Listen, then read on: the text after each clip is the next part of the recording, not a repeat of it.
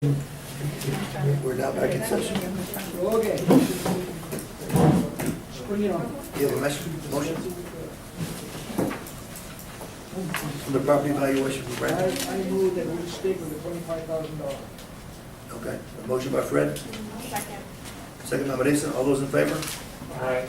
But you're gonna fix the zoning, right? And we need to fix the zoning, Yeah. might as well do it across the board there. We'll get them all done. Yes. Okay. So Brandy, if you'd like to change your offer to 25, should agree with the one. Would I have to do that today, or can I wait, can I think about it? You can think about For it. 24 hours or Yeah. something? Oh, you got Yeah. time. Okay, Hey, you're no one's mind. okay, all right, We're perfect. not trying to, You put that 15 towards that park you were talking about. Go help a want long this way. You got, right. what you got to offer? small credit. Well, it might, Put but your name on the sign. Yeah. Okay, Tommy, I'll get back with you this week Good deal. at some point. Right. Got to pay for That that thing, park. good boy. I don't know, it's just been business. It's a good location. Item They're gonna 14B, have. above discussion, possible action item, and necessary shall be taken in the open session, we did.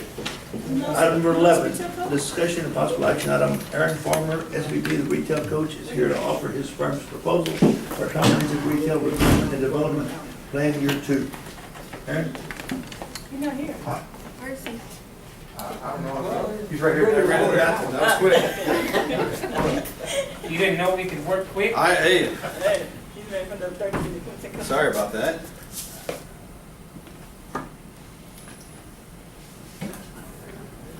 Andrew, don't give up.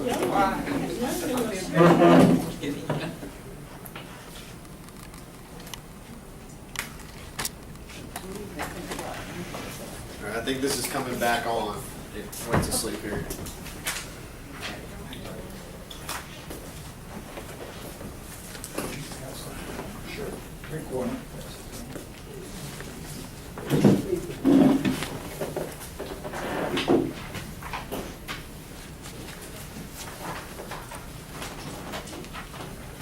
Aaron, everybody has a handout as well.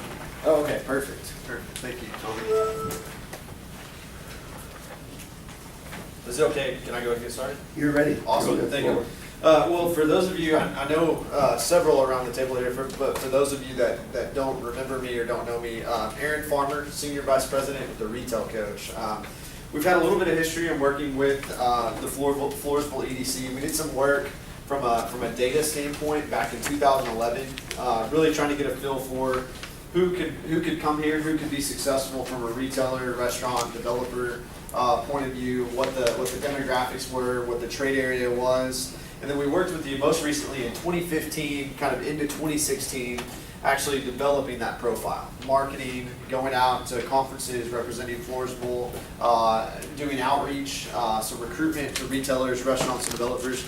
We've had a little bit of a change in the retail coach. We've grown a little bit. Just recently, we're about to have a couple more join us in our Austin office. But just in the last 7 years, 3.5 million square feet of retail recruited to communities throughout the state of Texas and also throughout the U.S. But about 90% of our projects are in Texas. I'm out of our Austin office. I live in Dripping Springs, so not too far of a drive for me to come out this direction. A little bit about our team. You can kind of see what the makeup looks like there. I've been with the company now going on about 12 years.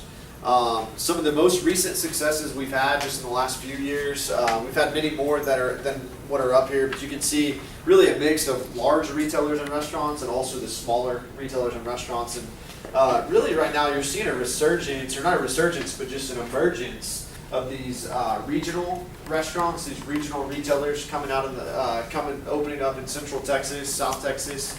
You know, whether it's somebody like Hat Creek Burger Company, maybe Thundercloud Subs. We're working small business, regional businesses, and also national businesses as well. But real quick, just kind of a recap here, just for those of you who don't remember. We developed a retail trade area. These are those consumers that are shopping and eating in Floresville. And what we did to do this is we did a license plate study. So we actually drove around into your parking lot, some of your busiest retailers. So if you remember Walmart, HEB, Bell's, some of those shopping centers, and we would scan license plates. And what we were trying to do is figure out who was actually shopping here, who was eating here. That's the kind of information a retailer would want to know. So we determined this trade area, so you'll see that kind of outlined in yellow there. And again, that's what a retailer wants to know. Where are people coming from? Who's shopping here? Who's eating here? Can I locate my business here? Is there enough people here? So we developed the trade area. This is a market profile, the demographics that went along with that, everything a retailer would want to see. We also ran what's called a leakage analysis or a gap analysis. And if you'll remember, the leakage analysis told us how much money was leaving Floresville and being spent outside of the community. So people going into San Antonio, going into other marketing area, other shopping areas. And some of the highest sectors there from a leakage standpoint, one of them was casual sit-down restaurants. So we heard that a lot, were those casual sit-down restaurants, the Chili's, that type of restaurant would fit into that category. Clothing was a big one. Mrs. Turner mentioned a second ago shoes. And if you remember from this leakage analysis in the past, shoes was a big leakage. There's an opportunity there. So the gap analysis of that leakage analysis told us how much money was leaving. Again, that's something a retailer would want to see. And then we identified potential matches. So potential retailers, potential restaurants that should be here, that aren't here. And then we actually did the marketing. So this is only for a year. But we reached out to retailers, we reached out to restaurants. We actually had a couple of meetings in town, had a developer in town, had a couple of restaurants looking at properties. And at that same time, a lot of what happened to Eagle Ford kind of shut down around that time period, and some of the things happened there. So a lot of these things kind of got pushed to the back burner. Retailers and restaurants went to other markets. So kind of with what's going on right now, just looking at your sales tax from a yearly standpoint being up, I think Tommy was mentioning 7%, 7.5%. You've got some good things happening here. Production is coming online again for the Eagle Ford. So I think just kind of all of that happening, and I'll tell you, I got to town about 2 hours early today and actually drove around, and it just seems really busy here. It seems busy when you drive through town, and it's one thing to look at reports, but I think anybody can say you're underserved when it comes to retail and restaurants. You just can't get everything here necessarily. So lastly, we put together marketing packages. So every restaurant, every developer we were going after, they had their own custom marketing package. So what was sent to a casual sit-down restaurant or a Chili's, which is on the screen here, something was different was sent to a fast food restaurant. Something different was sent to a retailer. They all want to see something different. If it's a shoe store, we were talking about shoes earlier. If it's Bell's shoe store that we're going after, they have a separate shoe store now. Well, they're going to want to see information related to shoe sales and those sort of things, which would be different than a restaurant. So what we're proposing now is kind of a continuation of that program, if you will, taking it a step further. I'm a big believer that this is a process. And if you look at the real estate cycle and you look at the retail real estate cycle, it typically takes 12 to 18 months to get some of these retailers, get some of these restaurants in. So I think it makes sense, even though we're a little bit further down the road, to kind of continue some of these conversations. Just real quick, I looked back at what we had done previously, and there was about 5 or 6 retailers and restaurants that Tommy and I had been talking to that were interested at that time. One of them was a developer, and I think, and actually I know that some of those are still interested, that we could pick up where we left off, but also identify some new targets. So what we're proposing is a 2018, number one is a 2018 data update. No matter what happens here tonight, it's important that you update the demographics. So when somebody accesses the website, I heard you mention you're going to have some money going into social media and those sort of things. They want to see the businesses, they want to see demographics. They want to see an updated leakage analysis. How has that changed from 2015 to 2018? There's a lot of new retailers in this market now. Some of the retailers that were on that match list that we had put together, a couple of them are no longer around. They've closed up shop or they've gone bankrupt, but there's also a lot of new retailers. So updating the retailer match list, also updating the developer match list. Those marketing packages that I showed you, updating those really taking them to the next level, if you will. And then we also propose, if you'll remember, I know Tommy and I used it a little bit, we had that iPad application where you can sit in front of any parking lot, you can send it to a developer, and all of this data was on the website. So it can be embedded on your website. There's a marketing tab that you can click on. You can zoom into a site. You can tell how many people live within a certain area around that site. So that's, from a data standpoint, that's really what we're proposing. Now, the license plate study. I would not recommend doing another license plate study. That's kind of become an outdated thing. There's now some new technologies that are out there, cell phone analysis and some other things that's actually what we would recommend, kind of coming in immediately and updating that trade area to match that, because it's been a couple of years. I think it probably does make sense that your trade area probably has changed just a little bit for the better. So recommend the cell phone analysis. What that looks like, just real quick, you see the blue dots on the map here. This is not a map of Floresville. This is a map of Cleveland, Texas, just outside of Houston. The blue dots represent who's shopping, who's eating in the community. And you can start to see that trade area kind of form where you've got the clustering of the dots, or that grouping of the dots happening there. So that's this new cell phone analysis. I think that'll help get some of these retailers and restaurants that have been looking to kind of take the plunge there. Mentioned it already, but identifying some new retailer contacts to go after. And then we actually do the recruitment. So my team is actually making the phone calls, the emails. We're setting up the meetings like we had done in the past. We're actually doing the recruitment, working closely with Tommy so that Tommy's part of those discussions. He's on conference calls with us. He's in meetings with us. But we do that recruitment, and a big part of that is retail conferences. And I know that Floresville has been a couple of times to the International Council of Shopping Centers convention, the one that happens in Dallas. It's actually been changed this year to January of 2019. So it's been pushed back a couple of months, and they moved it to Fort Worth. So we actually help set up your meetings at that conference. So it's not, hey, this is a conference we just intend to attend. You have a plan of action. We have a strategy for that whole time there. And then Retail Live as well. This is one that is actually happening in Austin, and it's in August. So this is kind of a newer event. Cities go there to pitch retailers and restaurants. So Retail Live is in August. It's a one-day event. Floresville needs, in my opinion, if you have it in your budget, you have the money, Floresville needs to have some representation at that conference. There's 50 to 70 to maybe even 100 retailers and restaurants that are expanding in Central Texas, South Texas, that are important to be there. And then we also attend, this should say May 2019, but we also attend the large real estate conference, ICSC, that happens in Las Vegas every year. So clients of ours, we represent you at those conferences. What representation means is we again, strategize with you. We make sure that you're going out there, schedule meetings with retailers and developers, plan of action. So, hey, these are the booths we need to walk up to at this time, and those sort of things. So that would be included as well. I mentioned this already, so I'm just going to hit on it, but that iPad application and the website, the embedding that we do of this application on the website, this is kind of what it looks like here, but it's an iPad and also pulls up on the computer here. It can be embedded on the economic development, embedded on the city website.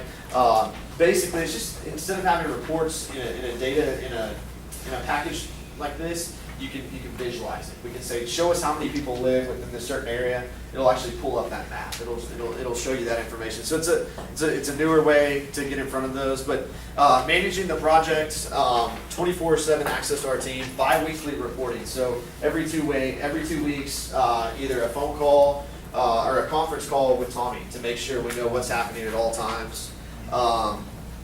And then also monthly recruitment tracking spreadsheets. So we're sending over, like we did previously, Tommy, where every month we would have those spreadsheets that showed who we called, when we talked to them, what the next steps are, those sort of things. We're proposing that as well. But I think I know this region really well, and I think if you look around and you see what's happening in this region right now, there's a lot of retailers and restaurants expanding, and it makes sense to be aggressive, to get in front of them, and we can help you with that. But like I said, at a minimum, I think it's important to keep the data up to date as possible, and then just stay aggressive, and that's going to be the key in helping to increase these sales stacks. So in a nutshell, that's really what we're proposing today, is to kind of continue that, and would love to answer any questions you might have. I have a question.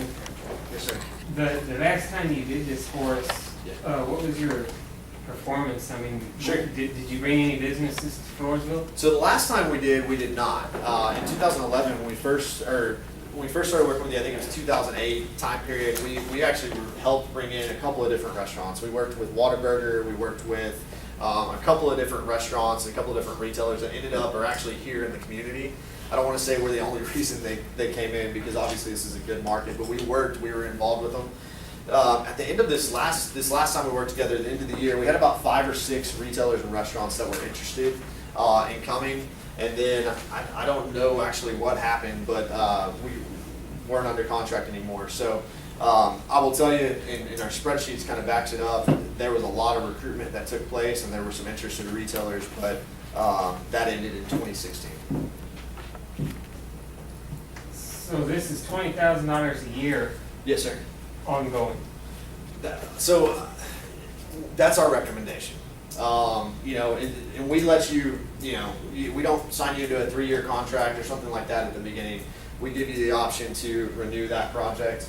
I mean, our repeat client rate is about 90%, and the reason for that is because we keep such good track of what retailers are expanding, what conversations we've had for our clients, and those sort of things, so that even at the end of the road, I've got clients like Fast Drop Texas, for example, that we've been working with for 10 years. And we've been responsible for a lot of those retailers coming in. It just depends on the community, kind of what the situation is. Sometimes communities feel like they've got a handle on the retail, and they like to take it in-house and kind of do those sort of things. So it really depends. I mean, my recommendation is to kind of continue that, not that you haven't focused on retail, but to take an aggressive approach year to year. Any chance to get a little better deal on the second year if we elected to use the first year? Because the last time you gave us like a 3-year proposal. Yeah, absolutely. It was like I mean- 30,000, 10, 15, 10 or something like that. Yeah, so I think we could come up with something, since this would be the second year, 20,000 for the first year, and then 15 for the second year, 15 for the third year, something like that. We're definitely, yeah, 20, 15. Oh, I mean, 20 year, they're the first year. Well, we usually do a stair step type price. Very good. Yes, sir. Yes, I have a question. Yes, sir. Is there a way to tell us, that you can discern a difference from the time that you started doing this and how much better we are, attributable to you and not somebody else? Well, you absolutely have sales tax that we were part of bringing that in. Now, like I mentioned, I don't want to say we're the only reason this retailer or restaurant came in, but we can look back to the retailers and restaurants, even going back to 2008, to where we've had, several of these, we were the first conversation that were had there. So, I think, yes, if we go back far enough and we look at that, we can definitely do that. So if we look at last year, we can tell that you contributed to this much improvement in our problems that we had here, and that we can proceed to have that level of improvement. Can you tell that? Is there any way?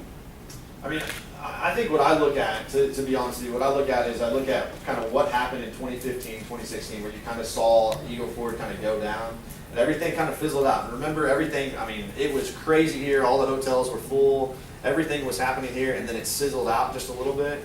You look at what's happening now, I've been paying attention to the economy and the activity here, and you can see it, it's going up again. So my thinking on this whole thing is, let's get in right now, kind of at the bottom floor, and let's start pushing this up again while they're expanding. So you said we have And I about- guess to say it simply, are we paying and getting something for our money or not? How can we? Well, you have to look at return on investment on anything, Yes. right? So I completely get that. The only thing I can say is, if you look at what we do and how we keep your executive director up to date at all times, we're calling on the retailers, we're calling on the restaurants, the developers. That's your return on investment, is that you're getting in front of the right There's an people. improved picture. Yeah. Like, you had 5. Yeah. So what would be the contributing factor? So you had 5, say, people who Tom was talking to before, all of a sudden, we didn't renew with y'all, they kind of fizzled out. What would be the reason why they fizzled out and they didn't stay, if the differential was so good back then? I think the economy is part of The what's economy? happened there. I think that's part of it. Was it I lack of think communication, or? we'll be able to say that in a Was it second. lack of communication of knowing the right people to talk to? I think it's all about relationships, to be honest. I learned that a long time ago. Let me Yeah. answer them, Aaron, and Freddie's will help with your question. Sure. But a lot of these things is from doing and being around this stuff. A lot of these different entities, whether it be HEB or whoever it might be, Walmart, they have a realtor they work with, A broker. a realtor broker, and he has that guy's phone number. I can call that guy, and you can call that guy, He ain't picking up. and he's gonna pick up. That's the difference. Yeah, I had a professor that told me, I graduated from A&M. But we can I'm just see a good that. grad, but Exactly. yeah, and so he said it's all about not about what you know, it's all about who you know. And what I found about the retail real estate business is absolutely true. I mean, it's picking up the phone and calling JLL. You know, it's picking up the phone and calling Retail Solutions or Riata Real Estate. So I mean, that's ultimately that's what we bring to the table is those connections. So, and that's what I'm talking about, that's what I want to get to. So you answered my question about their relationships. So is there an aspect of the retail coach not just strategizing to build that, but help build our director as well? Like whoever sits in that seat, not just a phone call, but not be like, hey, Yeah. this is how you approach them, or is there some training that comes along with it, or is it just, hey, we're Absolutely. gonna sit there and we're gonna, here's my booth, it's, you know, or is there some training that comes along? Sure, sure. So, well, and Tommy has been in the economic development industry for a while Yeah. now, has a good understanding of economic development, follow-up, and those sort of things. But from a retail perspective, I mean, that's why we're called the retail coach, to be honest with you, is because we help educate, not just executive director, but the board as well. Yeah, but if we're gonna do a So- partnership and you want return on investment and make like years and years down the road, like what are the trainings besides just giving information? Well, To help?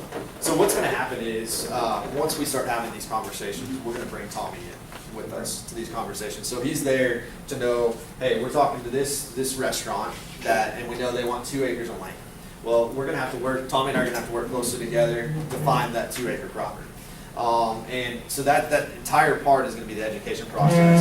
Mr. Lambert mentioned, you know, it's all about knowing the brokers. Yeah. Well, you've got to know what those brokers want to see. Every retailer, every restaurant wants to see something different. You know, Chili's looks for something different than Applebee's does, and those sort of things. So that's really where I see kind of that education process. And part of this as well would be giving these updates, obviously not at every board meeting, but to the board as well, the updates on this and kind of what we're hearing in the market. So, you know, if we get a negative comment from a restaurant or a retailer, is that negative comment something that we can turn into a positive?